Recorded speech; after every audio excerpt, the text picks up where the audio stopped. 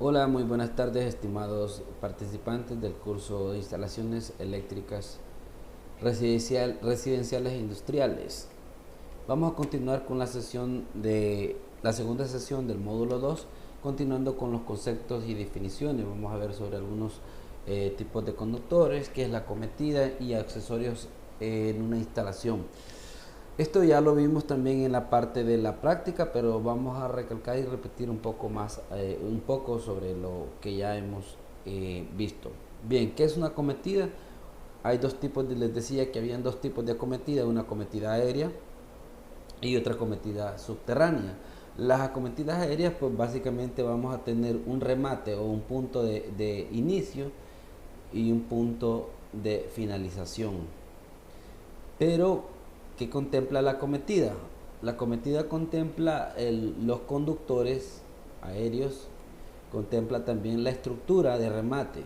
En este caso, en el punto de final de la casa tenemos el cuerpo terminal, que es esto, todo lo que es el brazo o la tubería, hasta llegar a la caja principal.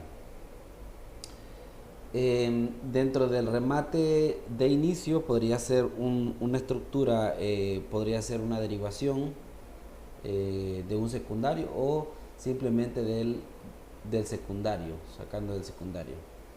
En las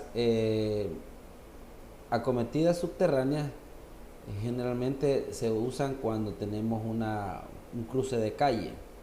Por ejemplo, digamos que aquí tenemos una calle y necesitamos llegar a esta casa, tenemos que utilizar una derivación desde el secundario a un poste,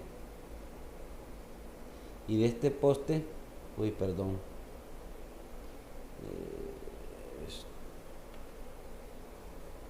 y de ese poste, perdón, ahí se me pasó la mano, de ese poste vamos a bajar y aquí a un pozo de registro. De ese pozo de registro lo mandamos subterráneamente a otro pozo de registro. ¿De qué tamaño pueden ser los pozos? Bueno, pueden ser de 1 metro por 1 metro, dependiendo dependiendo de la cantidad de cables que van a introducir, y luego suben hasta el tablero, ya sea introduciéndonos dentro de la casa, llegando al tablero. Eh, ¿Qué profundidad deben ir los conductores sobre una cometida subterránea? Bueno, va a depender eh, del tipo de circuito que lleve, pero sin embargo ya está normado todo, ¿verdad? Ya no debe ser menor a 0.50 centímetros la profundidad, e inclusive puede ser más y con protecciones extra, porque si es una carretera y pasa vehículo pesado aquí, se va, digamos, a desbordar y va a fragmentar, digamos, la tubería. Aquí tenemos componentes de la cometida, como ya habíamos visto. Una cometida puede estar compuesta por el cuerpo terminal o cabeza de pollo, como le llaman, los cables de la cometida, em, cables con colas de 30 centímetros o más, que estos son los que se dejan para que venga la distribuidora a rematar los cables, es decir, a conectar. Eh, de las cuerpos terminales pueden haber de diferentes diámetros o de tamaño. Puede ser de media, de 3/4, de 1 pulgada y media, hasta 4 pulgadas parece que hay de tamaño para derivación de subestaciones. Bueno, y luego tenemos aquí lo que son, eh, aquí tenemos una base para empalme, puede ser para el medidor, y del medidor llevamos hasta el una eh, en este caso son termomagnéticos, pero Antes habían cuchillas seccionadoras, ahora casi ya no hay.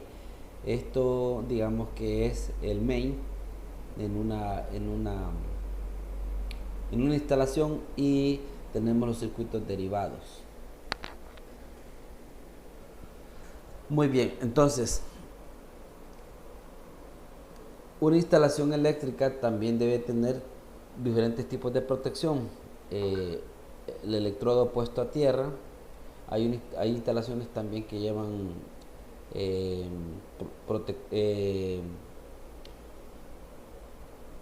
llevan protecciones sobre descargas eléctricas, los PSD, que son elementos que permiten descargar las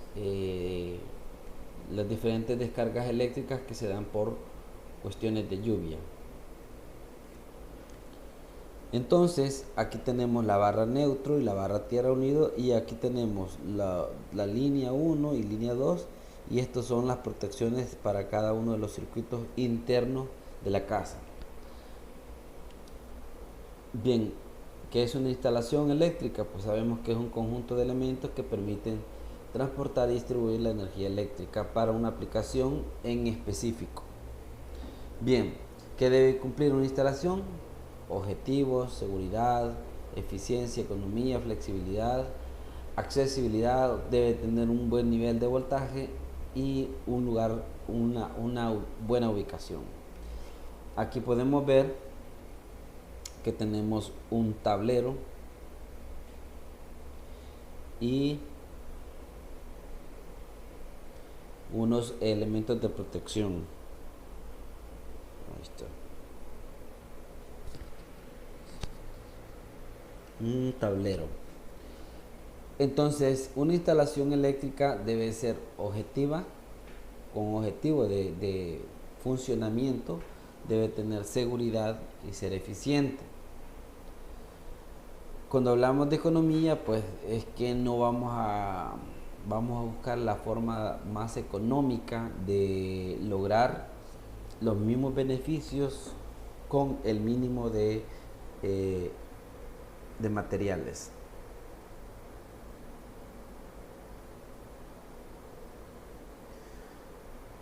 ¿Cómo identificamos una instalación eléctrica? Bueno, según el código de colores eléctricos, se establece que para línea viva hay colores, y para el neutro también hay colores. La línea neutra, el color es blanco. En fases vivas o calientes o líneas activas pueden ser negro, azul o rojo. La línea de polarización puede ser verde o verde franja amarilla, o desnudo también, porque para la red de tierra se utiliza desnudo. Y retornos o puentes viajeros, esto es amarillo en el caso de que tengamos un circuito, digamos un puente, un interruptor que va a switchar para acá, y tenemos, estos son los puentes,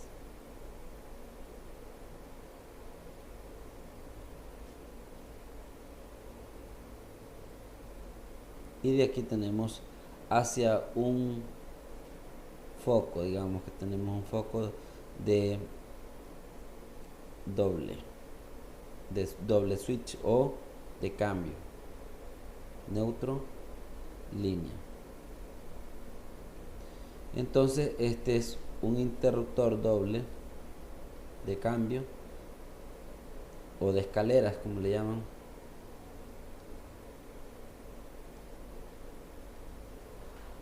que va a permitir accionar este foco con cualquiera de los dos interruptores.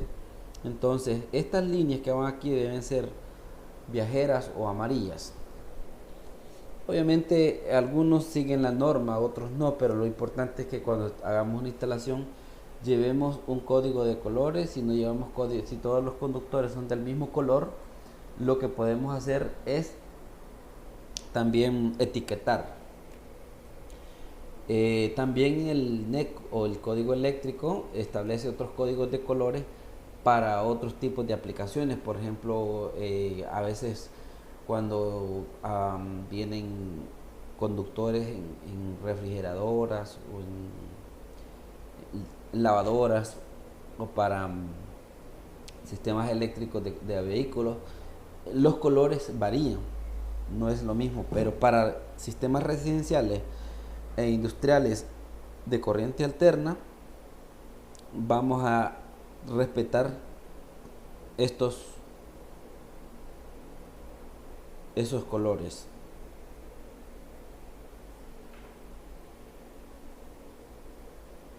Bien.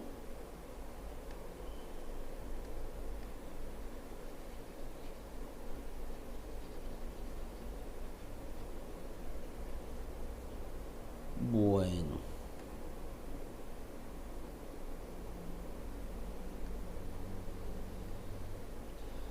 Bien, y según el tipo de calibres de conductores, esta tabla la van a encontrar en el NEC o en otros libros similares, la tabla 3, 10, 16, según el código de colores, perdón, según el calibre del conductor, puede ser un cable al aire libre o 3 cables en conduit o enterrado. Pueden ser de modelo o THW, puede ser THW, THWN, HHW, TUT, el THHN, que son digamos los más utilizados. Esto es el calibre. Para un calibre número AWG significa nos indica el calibre del conductor en milímetros, puede ser en MCM, que son milímetros cuadrados, o AWG en términos de la norma inglesa. Por ejemplo, aquí tenemos un calibre número 14 a una temperatura de 60 amperios. Trabajamos con este tipo de conductor. Generalmente buscamos, este es el más común, el THHN, que aguanta una temperatura de 90 grados centígrados. Para una ampacidad de 30 amperios podemos utilizar un número 14. Así podemos ir variando la capacidad, digamos, del conductor, y también si es cable trifilar en tubería. Muy bien. Luego tenemos en este lado lo que significa cada uno de los elementos que nosotros tenemos acá. Si unimos, por ejemplo, THW significa forro termoplástico con H, resistencia al calor a un 75%, W, resistencia a la humedad. Si nos vamos al THHN, dice que es una T, forro termoplástico, doble H, resistencia al calor a 90 grados centígrados, que es este, y tenemos una N que significa cubierta de nylon. Entonces, si queremos saber cada uno de los tipos de conductores, podemos buscar según el acrónimo de cada, o lo que significa cada letra.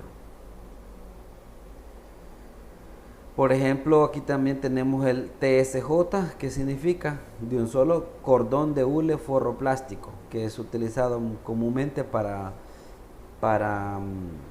hacer extensiones de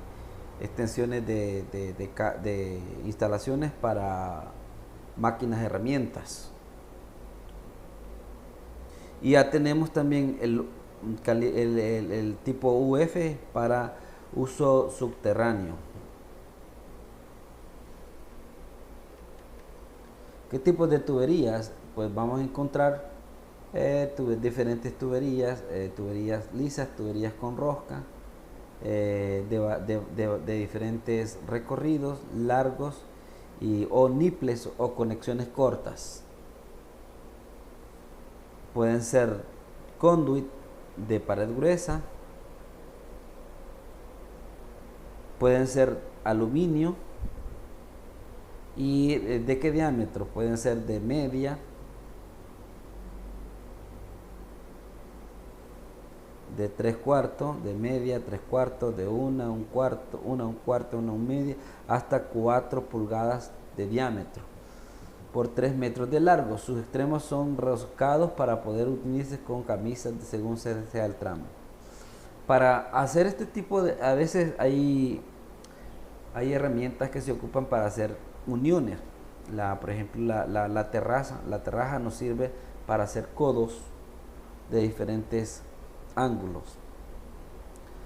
Otros son tubos conduit de pared delgada y uniones.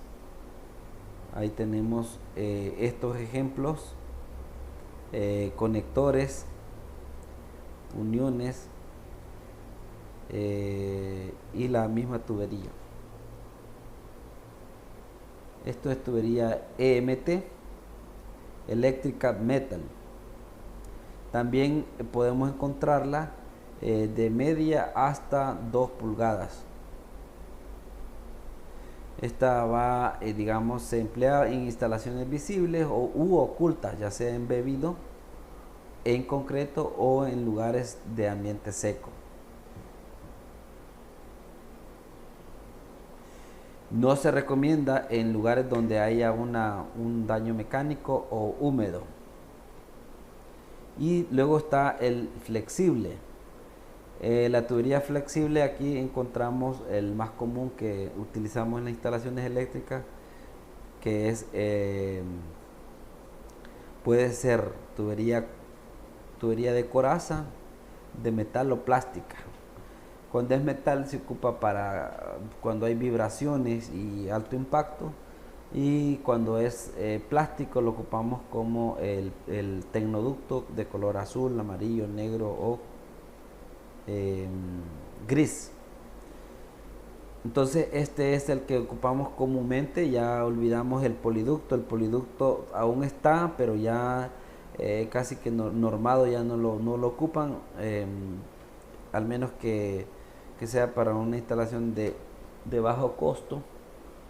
Se puede hacer, no es recomendable, pero sí es funcional. Y tenemos la cantidad. Empalmes. Los empalmes es el conjunto de elementos que se conectan a una instalación en interior de la red eléctrica de distribución. Esta está formada por la acometida, la bajada, el equipo de medida y las respectivas protecciones. Entonces, cuando hablamos de un empalme, una unión o una derivación. Los tableros de servicios pues son cajas térmicas de forma rectangular y sirven para instalar los diferentes dispositivos o protecciones. En este caso, interruptores autómatas o automáticos como los termomagnéticos, los disyuntores diferenciales, o también pueden ir incluidos los supresores de trascientes.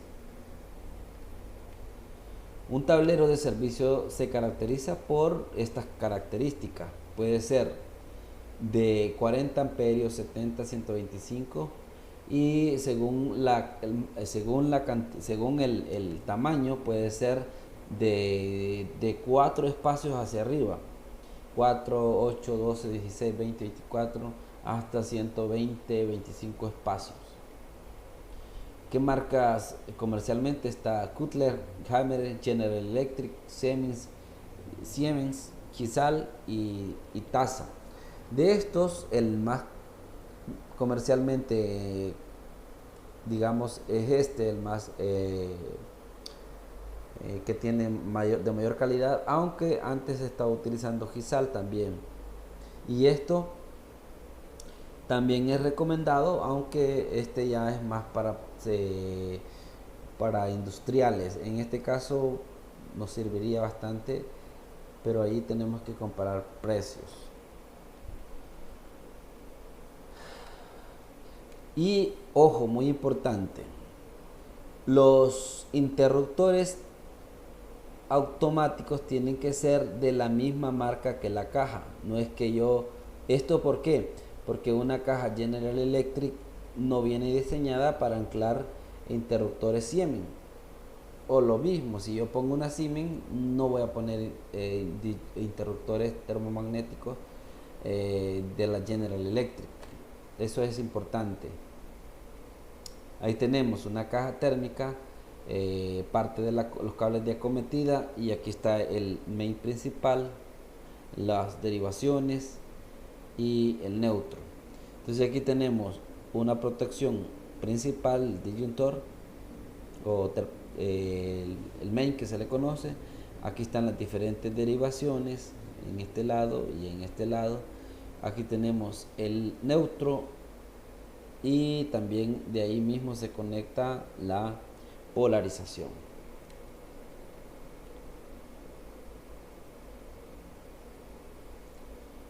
Bueno, ¿y qué son los interruptores automáticos? Se conocen como interruptores automáticos a los dados térmicos. A veces nosotros pedimos en la distribuidora, o digamos que si vamos a Portillo, a veces los nombres podemos confundir porque podemos decir deme un dado, un toma dado, y ellos también pueden entender como dado. Si uno solo dice dado, le pueden dar un dado térmico en vez de un toma dado. Este autómato o interruptor térmico se encarga de proteger a los conductores de las instalaciones contra, sobre corrientes o cortocircuito. Esta es la función, no es la función de proteger a las personas, sino proteger al conductor. Es decir, este va a actuar o se va a dilatar y abrir para proteger que el conductor se queme o se dañe. Y eso también va a proteger al circuito, al equipo y hasta nosotros. Pero la principal función es el conductor.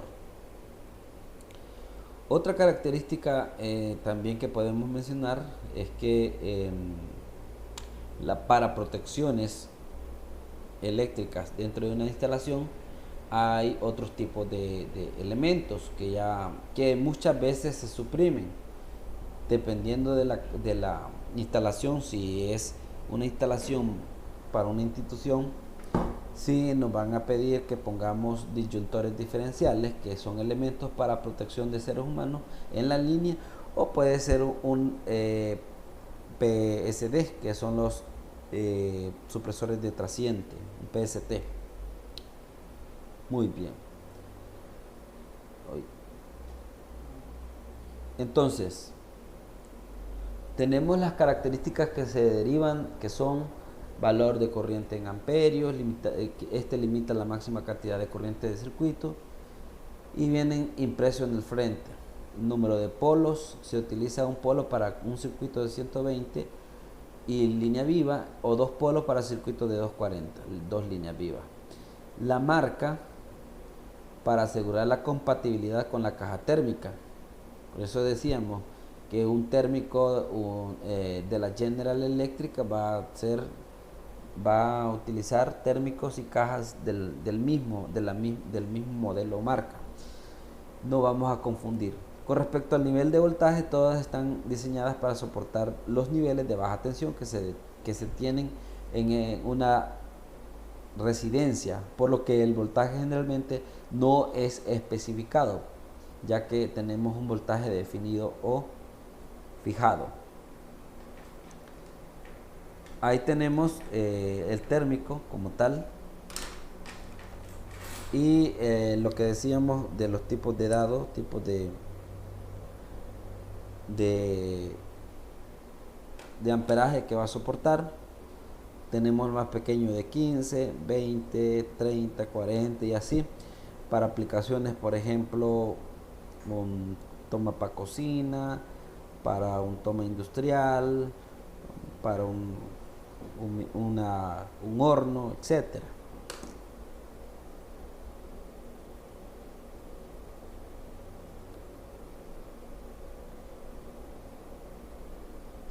Entonces, eh, estos interruptores se ocupan para proteger las líneas o la protección del circuito. Con respecto a las cajas de registro, están las cajas rectangulares, cajas cuadradas y cajas octagonales. La función de las cajas rectangulares pues puede ser eh, para implementar o instalar un switch o un toma doble.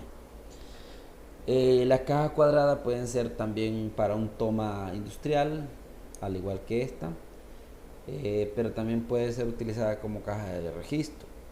Pero la más usada como caja de registro son las octagonales y también usada como una caja de salida o para una luminaria.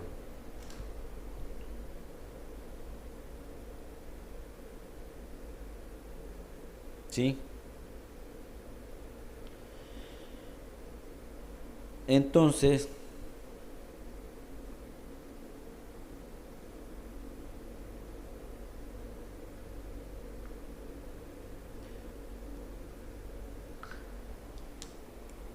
¿qué más elementos tenemos? En este tipo de cajas se hacen los empalmes. Las medidas comerciales son de 2 pulgadas, de 4 pulgadas por 4. eh, y luego tenemos lo que son los interruptores para controlar iluminarias. Hay interruptores sencillos que ya casi ni salen. Interruptores de cambio o también se le llaman de 3 vías. Si le dicen ustedes un interruptor de cambio o de 3 vías, estamos hablando del mismo. El sencillo es interruptor SW switch doble, SW de 3 vías, switch way. O hay también interruptores de 4 vías.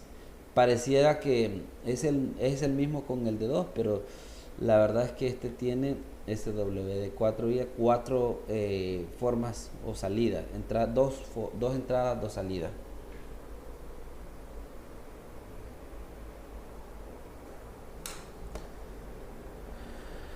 Entonces,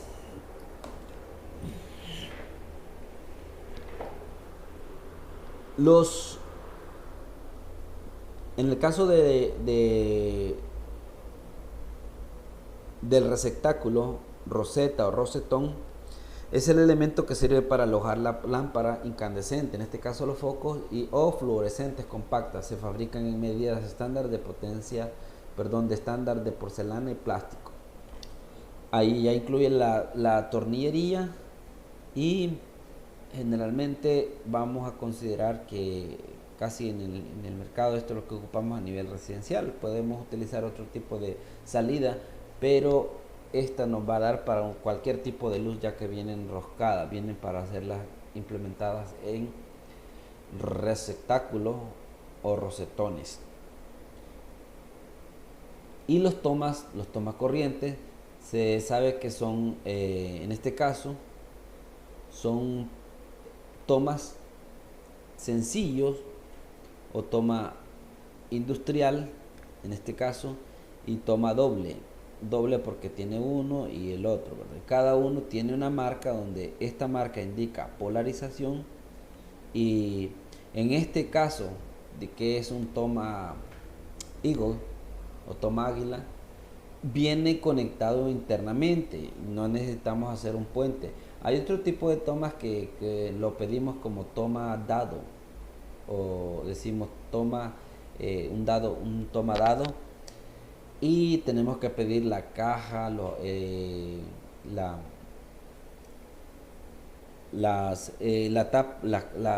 caja, que si es doble o triple, para hacer la configuración y hacer puentes y conectarlo.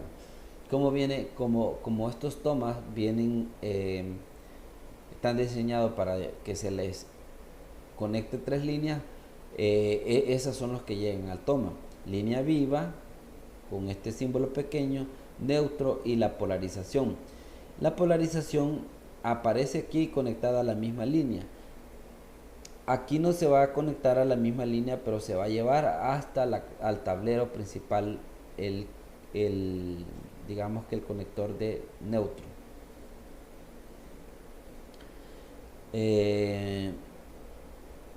Tenemos para el toma industrial, pues esta es la forma, dos líneas y neutro. 150 amperios, 125, 250 voltios, 15 amperios, 125 voltios.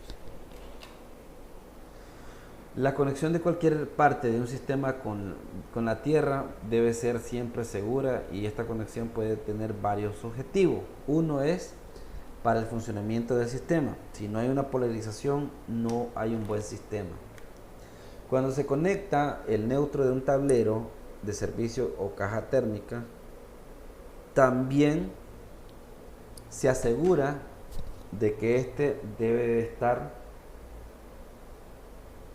aterrizado, con el objetivo de asegurar que este esté con una referencia de 0 voltios. Es decir, la red eléctrica, la red de tierra, va a ser una referencia como el nodo 0. Y a partir de allí el sistema eléctrico toma un valor de 120 voltios a casi cualquier punto. Otra función de la polarización es la protección de personas y equipos.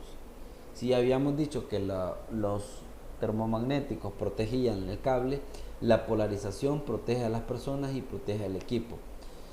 Estas, cuando se conecta a tierra, la carcasa a la conductor de tierra u otra parte del equipo, tiende a drenar o dejar que fluya la corriente de falla a la polarización o la protección. Entonces protege por casos de falla. Un choque eléctrico, ya sea una persona o un equipo, también, o una computadora, lo drena. Obviamente tenemos que tener dispositivos que busquen que la falla se dirija hacia la polarización.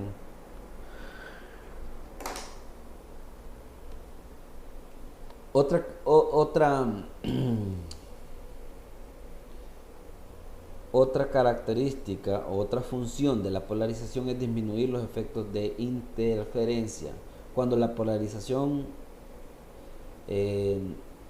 cuando se polariza una instalación, los equipos pueden disminuir o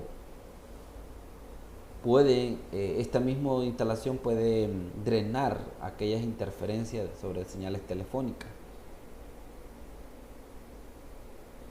Entonces, una señal inalámbrica siempre viaja a través de los medios y se puede inducir a través del cable.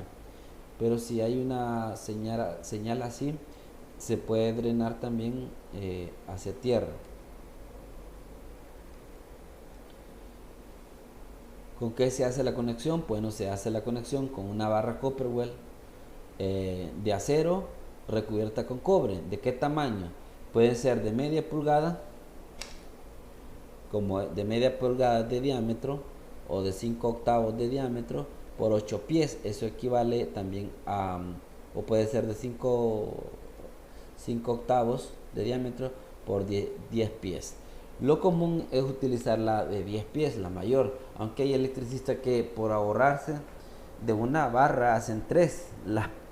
Eso es una cultura que no se debe hacer, ¿verdad? Porque al cortar la barra, también disminuimos la capacidad de la resistividad de la barra, y cuando hay una falla también ahí podemos incrementar, digamos que la falla no se drene, sino que suba hacia el circuito nuevamente.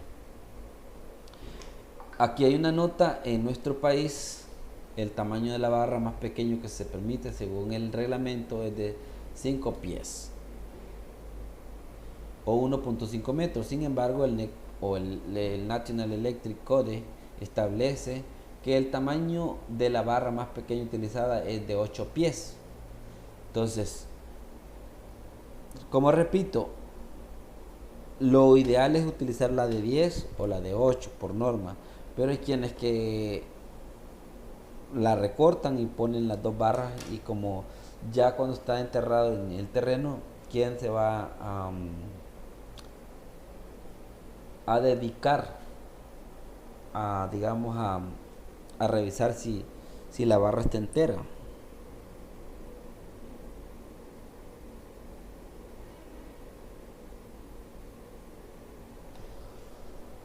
Bueno, entonces ahí está el detalle. Digamos, cuando una falla se da, actúa la polarización y la falla se drena. ¿De cuánto es la resistencia de una barra? Es de 25 ohmios. Sin embargo, la resistencia a tierra, que es otro concepto, va por se, se diseña o se permite para diferentes circuitos. Una subestación eléctrica, la resistencia a tierra no debe ser de 25, debe ser de 5 ohmios, al igual que una instalación, eh, digamos, una instalación de telefonía es de 5 ohmios o de 1 ohmio.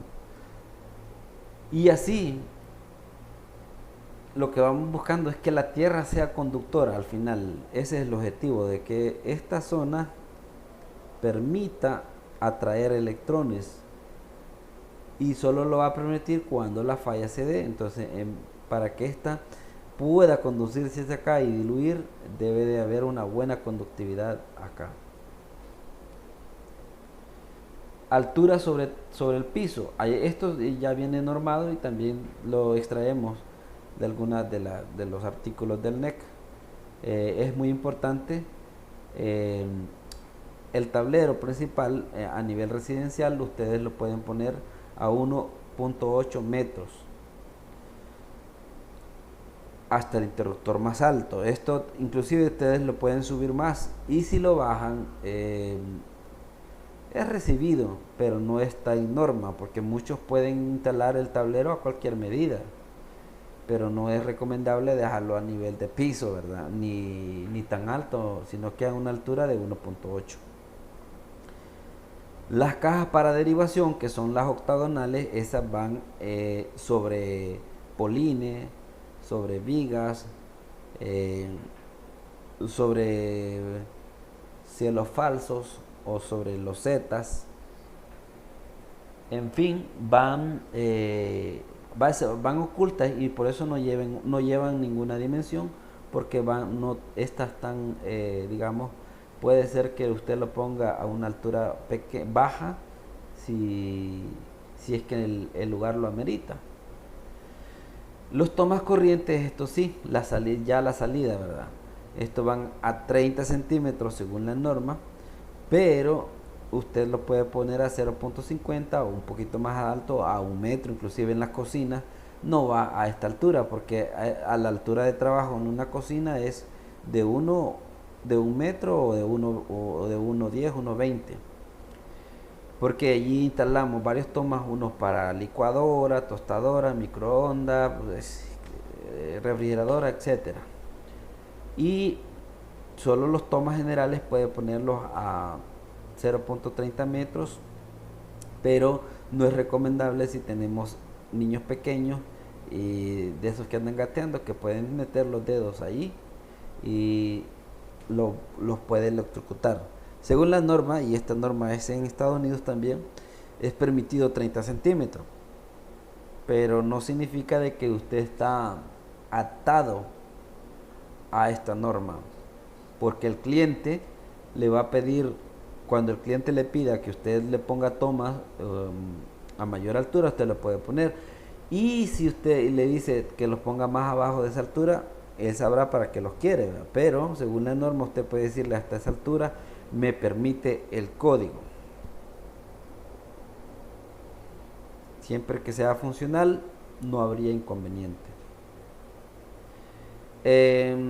Todo lo que es toma, todos los tomas, aquí dice toma doble sin polarizar, pero nosotros en una instalación eléctrica debemos de polarizar todos los tomas, es decir, mandarles un cable. Y los tomas para cocina, según norma, están a 0.50 centímetros.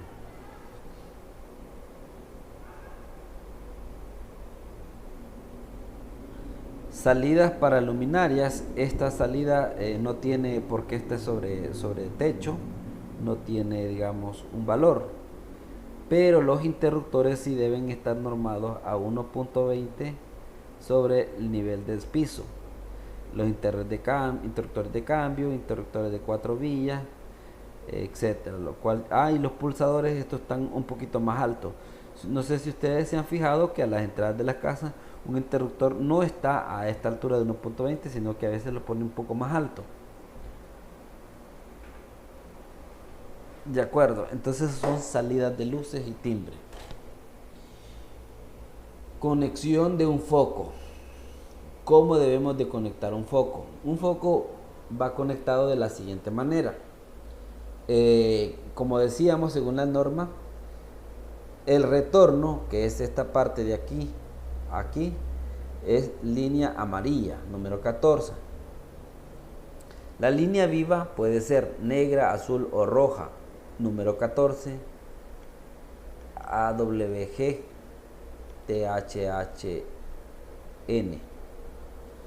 Pues estamos diciendo que es termoplástico, altamente resistente a 90 grados centígrados, de nylon. O puede ser TCJ, TCJ, THN, o puede ser otro tipo de cableado. En el caso de el neutro, pues va a ser siempre el número 14, número 14 AWG, que decíamos de la AWG o MCM, THHN.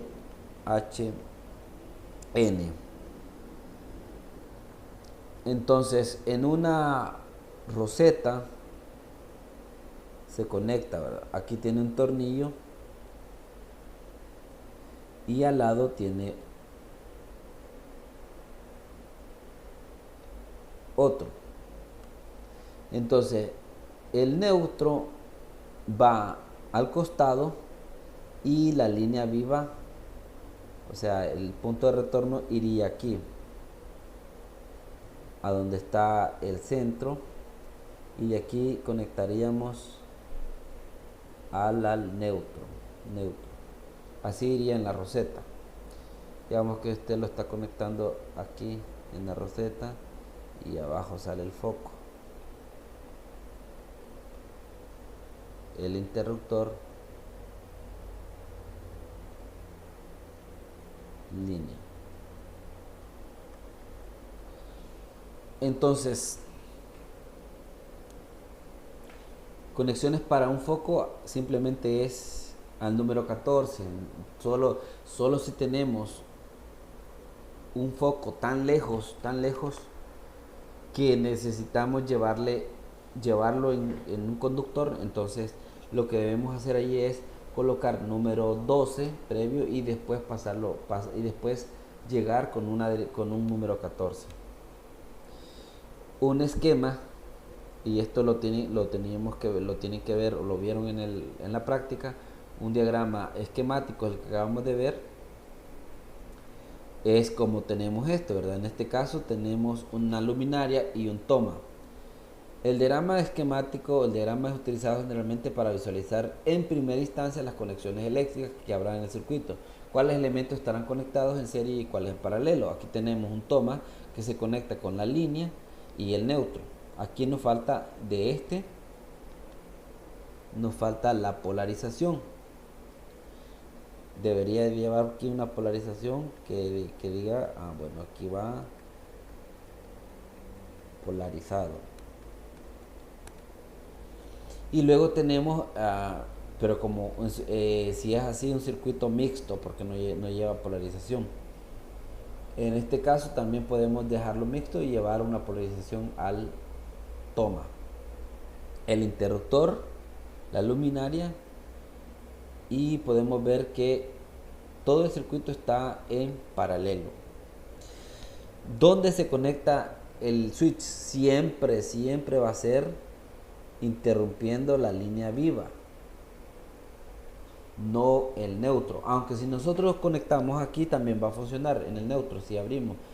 Pero el detalle está de que podemos confundirnos y cuando estamos haciendo una reparación podemos tocar la línea viva, que asumiendo que es la que que es el neutro, y nos podemos electrocutar. Hay diagramas multifilares. ¿Cuáles son los diagramas multifilares? Los multifilares son aquellos que llevan muchas líneas en los empalmes. Esto es posible verlo de esa manera. También el diagrama multifilar hace referencia a un diagrama pictórico, en donde nosotros podemos ver la caja térmica. Aquí viene el neutro, se conecta aquí al polo tierra que va al suelo, y viene una fase a un borne, y de esta borne sacamos aquí del breaker que va hacia el circuito, a la tubería, y llega a la tubería, va hacia a la caja de empalmes. De la caja principal a la primera caja de registro, el calibre de conductor para los circuitos, ya sea generales, debe ser número 10. Si la distancia es muy larga, entonces podemos empezar con número 8, luego nos acercamos con número 10, luego pasamos al número 12 y luego al 14 si es luz. Y si solo vamos a instalar tomas, pues solo llegamos hasta el 12. Entonces ahí tenemos línea de retorno amarilla, línea viva en rojo, y el neutro lo hemos puesto en verde, pero el neutro dijimos que puede ser blanco. Aquí tenemos el interruptor que llega a la línea viva y sale como retorno en amarilla. Luego al toma de la caja de derivación llega la fase en rojo y el neutro. Y como decíamos, aquí nos falta la polarización. Entonces este es un diagrama multifilar. Se pueden ver multifilar o pictórico.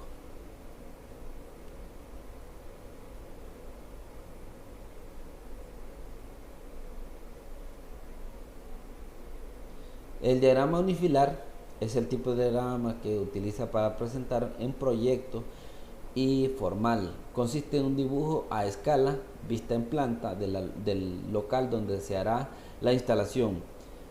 Este muestra los accesorios eléctricos que serán instalados en lugar donde se instalará, los tamaños de tubería y el número de conductores, el calibre de los mismos y cada tramo recorrido. Aquí, por ejemplo, tenemos un cuadro donde podemos decir que es la sala. Tenemos una tablero principal, un circuito, no tenemos cajas de derivación, sino que solo las salidas de luces. Y en el primer tramo de 1 decimos hay dos números 10 AWG THHN, digamos, en tubería de 3/4 de diámetro. Luego en el tramo de 2 dice que van dos números 14 en tubería de media. Si el número 12 es para un toma. Luego vamos para un switch, que es 2 número 14 porque es luz en tubería de media. ¿Por qué van 2? Bueno, porque va a la fase, llega al interruptor y sale como retorno al foco.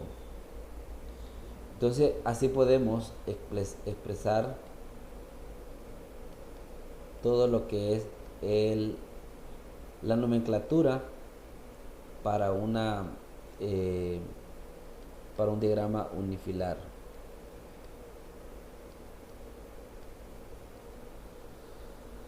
Entonces, a medida que nosotros tenemos muy intenso el diagrama o la instalación, podemos separar Los circuitos podemos hacer múltiples circuitos y diseñarlos por capas. Podemos sobre este plano hacer un plano solo de tomas y otro plano solo de luces, solo de luminaria.